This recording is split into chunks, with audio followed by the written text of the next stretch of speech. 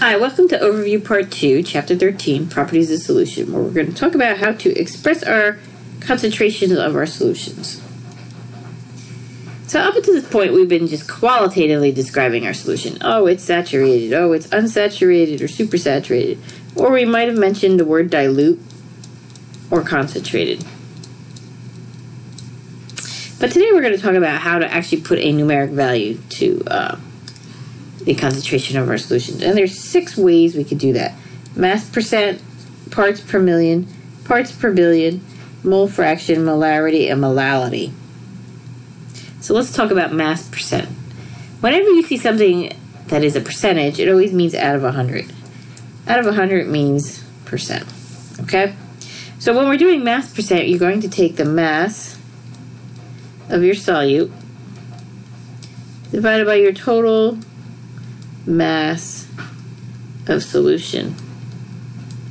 And since this is a percentage, we need to multiply it by 100. Okay? So let's use this relationship to solve the problem below. You have a mixture of 0.25 moles of sodium hydroxide with a molar mass of 40.01. Dissolved in 4 moles of water. What is the mass percent of sodium hydroxide?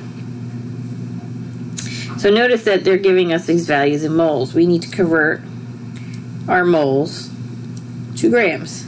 So this is our moles of sodium hydroxide times the molar mass of sodium hydroxide, which is 40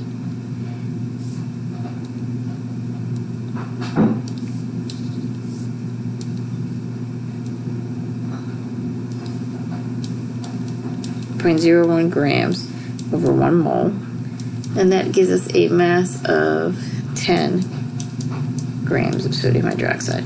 Remember, sodium hydroxide is our solute.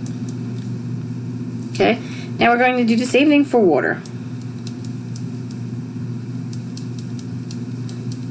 We're going to multiply it by the molar mass of water, and we're going to get the mass of our water is 72.08 grams of water, which is our solvent.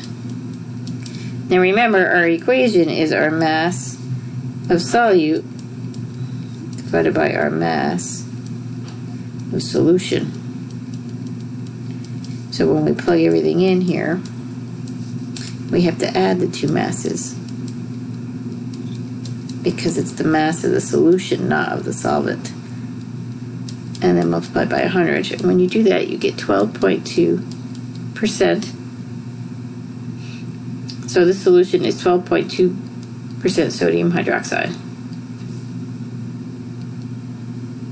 Now let's talk about parts per million. Remember, a million is 10 to the 6, or parts per billion, which is 10 to the 9th. So you're going to set this up exactly the same way you did your mass percentage, but instead of multiplying by 100, because that's what a percent means, you're going to multiply it by either 10 to the 6th for parts per million, or 10 to the 9th for parts per billion. So let's solve the exact same problem we just did for percentage, but we're going to solve for parts per million and parts per billion. So if you remember correctly, our mass of sodium hydroxide was 10 grams, and our mass of the water was 72.08 grams. So our mass of solution is just 10 plus 72.08, and that gives you 82.1 grams of solution. So now for our parts per million, we're going to take our mass of sodium hydroxide divided by our mass of the solution times 10 to the 6th. So it'll be 10 grams divided by 82.1 grams times 10 to the 6th. And when you do that, you're going to get 1.22 times 10 to the 5th parts per million. Now let's do the same thing for parts per billion. The only thing that's changing is this term right here. Everything else is staying the same. So it's 10.0 grams divided by 82.1 grams times 10 to the 9th. And now it's 1.22 times 10 to the 8th parts per billion. Let me fix that 8 up.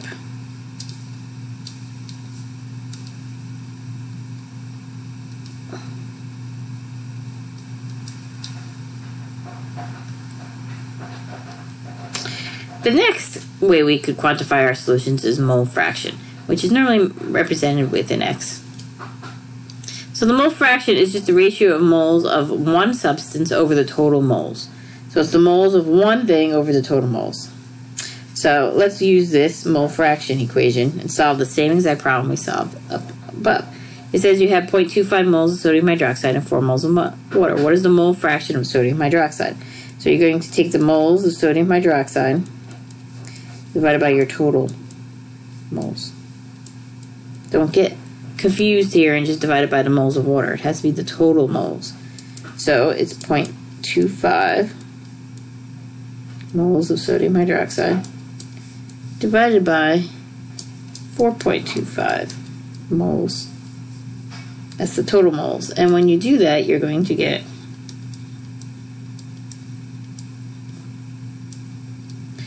so this is your mole fraction of sodium hydroxide.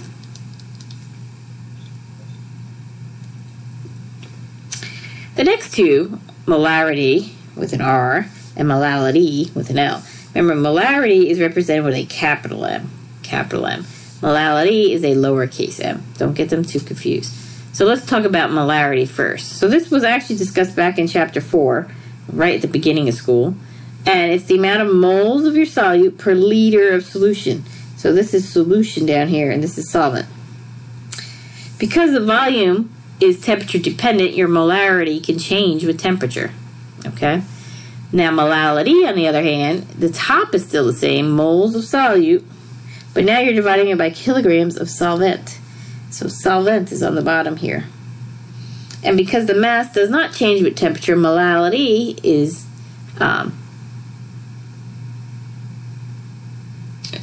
independent of the temperature. It is not dependent on the temperature. When water is the solvent and your solution is fairly dilute, your molarity and molality will be similar. Okay. If you want to convert from molality to molarity, you actually need an extra piece of information. You need the density of the solution that must be given. Alright, so now let's try to solve this problem. You have a mixture. It's the same problem again. 0.25 moles of sodium hydroxide dissolved in 4 moles of water. What is the molality? So we're going to solve for molality first. Remember, molality is moles of solute divided by kilograms of solvent.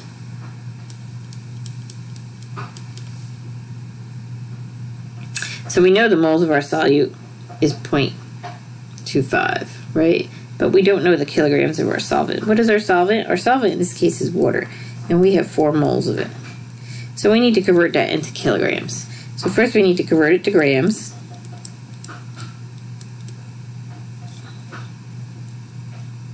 And then convert it to kilograms. And when you do that, you get 0.0721 kilograms. So I know the moles of my solute, and I know the kilograms of my solvent. So I could plug them both in and get 3.47 molal. This lowercase m, we call it a molal. Okay? So now we want the molarity. Molarity is moles of solute divided by liters of solution. It's a little bit different here, but they're giving us the density. So we probably have to use that, right? So the first thing we want to do is figure out the mass of our solution. Okay? So this 0.721 kilograms is the mass of the water, not of the total solution. So our mass of the solution is the mass of water plus the mass of our sodium hydroxide. And if you remember from the previous problem, that was, what was it? 10, right? Yes. So that was 10.0 grams. So So from previous problems, that's how many grams we have. So when you, but we have to convert that to kilograms, right?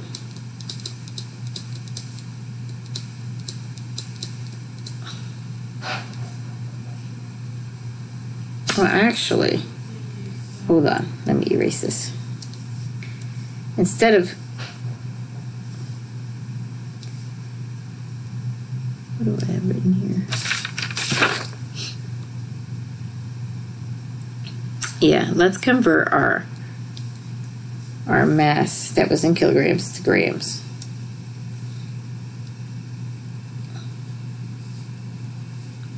So we had 0.0721 kilograms. Let's convert that back to grams.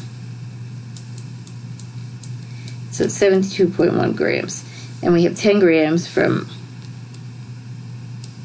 10 grams of sodium hydroxide plus 72.1 grams of water, which gives us 82.1 grams of solution. Okay, and they give us the density of the solution in grams per milliliter, which is why we needed the mass in grams. So let's convert this to liters, because we need liters of solution.